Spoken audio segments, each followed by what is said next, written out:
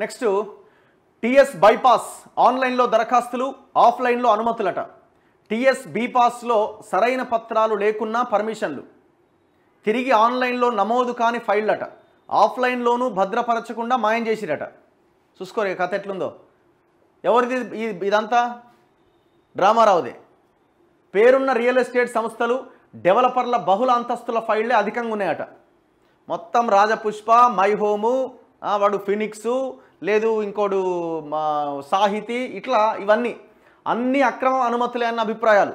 Aditya vigilance విచారణకు ప్రభుత్వం ఆదేశం. హెచ్ఎండిఏ గ్రేటర్ అధికారుల్లో ఆందోళన. టీఎస్ బీపాస్ భవన నిర్మాణ లేఅవుట్ అనుమతుల్లో పారదర్శకత పెంచడానికంటూ గత ప్రభుత్వం తీసుకొచ్చిన పోర్టల్.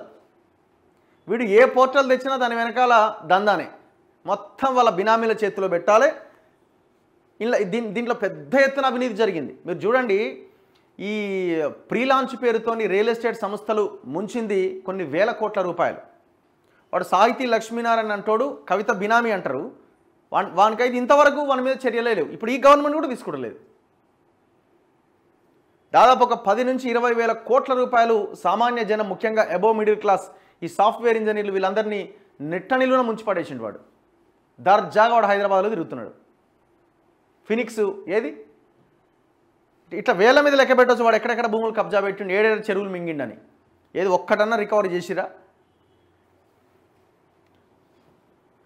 దరఖాస్తు దగ్గర నుంచి అనుమతుల దాకా అన్నింటినీ ఇందులో నమోదు చేయడం ద్వారా అవకతవకలను అరికట్టవచ్చన్నది దాని లక్ష్యం.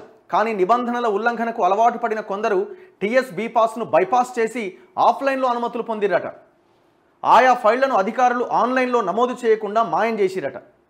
అంటే పర్మిషన్స్ ఇచ్చిన తర్వాత మనం అప్లోడ్ చేయాలిగా? నో.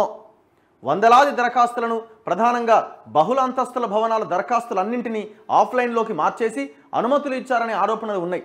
బడా రియల్ ఎస్టేట్ సంస్థలు, డెవలపర్లకు చెందిన కీలక ఫైళ్లు ఇలా మాయమయ్యాయి. ఈ వ్యవహారంపైన ప్రభుత్వం విచారణకు ఆదేశించింది. భవన నిర్మాణ అనుమతులు వేగవంతంగా, పారదర్శకంగా ఆన్లైన్లోనే ఇచ్చేందుకు 3 ఏళ్ల క్రితం నాటి సర్కార్ టీఎస్ బీపాస్ను అందుబాటులోకి తీసుకొచ్చింది. జిహెచ్ఎంసీ, హెచ్ఎండిఏతో పాటు రాష్ట్ర వ్యాప్తంగా అన్ని మున్సిపాలిటీలు, కార్పొరేషన్లలో భవన నిర్మాణ అనుమతులు, లేఅవుట్ అనుమతుల కోసం దరఖాస్తు చేసుకునే అవకాశం కల్పించింది. తద్వారా సత్వరమే నిర్మాణ అనుమతులు పొందడంతో పాటు దరఖాస్తు ఏ అధికారి వద్ద ఉందో ఆన్లైన్లో తెలుసుకునే అవకాశం కల్పించామని ప్రకటించింది.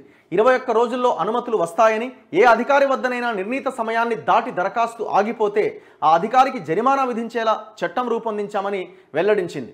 అప్పట్లో కొందరు అధికారులకు జరిమానా కూడా విధించారు. 100 నుంచి 500 చదరపు గజాల్లోపు స్థలంలో ఇంటి నిర్మాణానికి సంబంధించిన దరఖాస్తులను సత్వరమే పరిష్కరించని అధికారులపైన ఈ జరిమానాలు విధించారు. అయితే 7 అంతస్తుల నుంచి 58 అంతస్తుల వరకు భవన నిర్మాణ అనుమతులు పొందిన ఫైళ్లను మాత్రం అత్యధికంగా ఆఫ్లైన్లోకి మార్చేసిరట. మరి అది కూడా ఆన్లైన్లో చేయాలి. ఎందుకు మార్చేసిరు? మరి వీళ్ళకి సంబంధించిన వాళ్ళే కాబట్టి, అవి అక్రమంగా నిర్మిస్తున్నాయి కాబట్టి. టీఎస్ బీపాస్లో దరఖాస్తు చేసిన తర్వాత రెవెన్యూ పరమైన అంశాలను పరిశీలించే తహసీల్దార్ స్థాయిలోనే ఫైళ్లను ఆఫ్లైన్లోకి చేసేశారు. టీఎస్ బీపాస్ రాకముందు మాదిరిగానే దరఖాస్తులను క్లియర్ చేశారు. ఆఫ్లైన్ కావడంతో సరైన పత్రాలు లేకపోయినా నిబంధనలు ఉల్లంఘిస్తూ ఉన్నతాధికారులు దస్త్రాలు తెప్పించుకున్నారు. కింది స్థాయి అధికారులు సరైన పత్రాలు లేవని ఫైలును నిలిపేసిన అప్పటి హెచ్ఎండిఏ డైరెక్టర్ శివబాలకృష్ణ తమకు పంపించాలంటూ ఆదేశాలు ఇచ్చారని మంత్రిగారు చెప్పారంటూ ఆగమేఘాల మీద అనుమతులు ఇచ్చినట్టుగా సమాచారం. మంత్రి ఎవడు? డ్రామా కేటీఆర్, సోమేష్ కుమార్, అరవింద్ కుమార్, శివబాలకృష్ణ, ఇదంతా కూడా ఒక మాఫియా ముఠా. శివబాలకృష్ణ ఇటీవల ఏసీబీ దాడుల్లో అక్రమాస్తుల కేసులో చిక్కుకొని రిమాండ్లో ఉన్న విషయం తెలిసిందే. వీళ్ళు ఎవడోడు అన్నీ తెలుసు. ఎవడోడు ఏడేట్లా అక్రమంగా ఎవడు రాడు దాని గురించి. పేర్లు పెట్టడానికైతే వీళ్ళు ససేమిరా ఏ పేపర్ రాయదు. మై హోమ్ పేరు రాయమనండి, రాజపుష్ప పేరు రాయమనండి, రాయరు వీళ్ళంతా.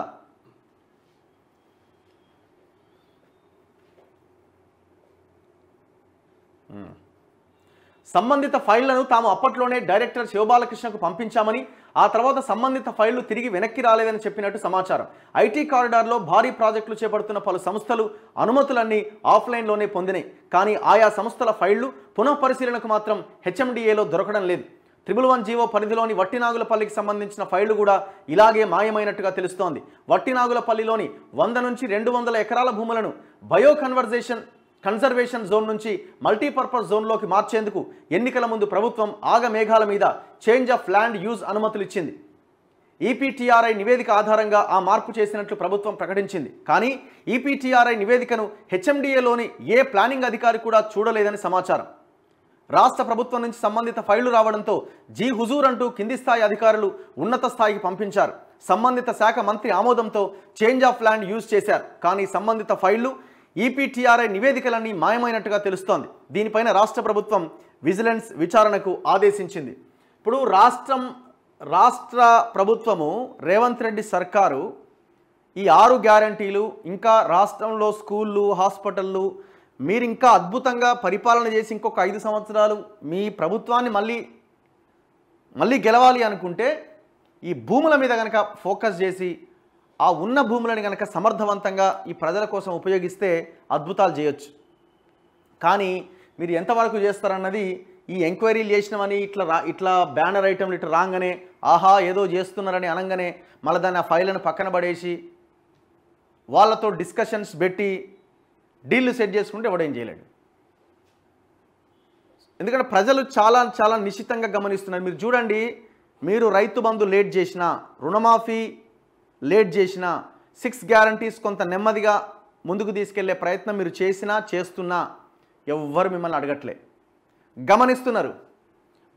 మీరిచ్చిన హామీ వాళ్ళ చేతిలోకి వెళ్ళిన భూమి మొత్తం రాష్ట్ర ప్రభుత్వం తీసుకొని పేదలకు పంచుతుందా అని పంచుతుంది అని రాహుల్ గాంధీ హామీ నెరవేరుస్తారా లేదా అని వెయిట్ చేస్తూ ఉన్నారు. ప్రజలు మీకు సమయం ఇస్తున్నారన్న విషయం గమనించండి. ఈ విచారణలు జరిగిన తర్వాత వాళ్ళ చేతిలో ఉన్న భూములు, కబ్జా చేసిన భూములన్నీ వెనక్కి తీసుకుంటారా లేదా అన్నది చూడాలి. ఈ పర్మిషన్స్ అన్నీ ఎట్లా వచ్చినాయి? అన్ని ఇల్లీగల్ ల్యాండ్స్లో, గవర్నమెంట్ ల్యాండ్స్లో, లేదంటే చెరువులు కబ్జా చేసి ఇంకో రకంగా ఇట్లాంటి బిల్డింగ్లు, ప్రతి హైరైజ్ బిల్డింగ్లో కేటీఆర్కి వాటా ఉంటుంది. ప్రతి హైరైజ్ బిల్డింగ్లో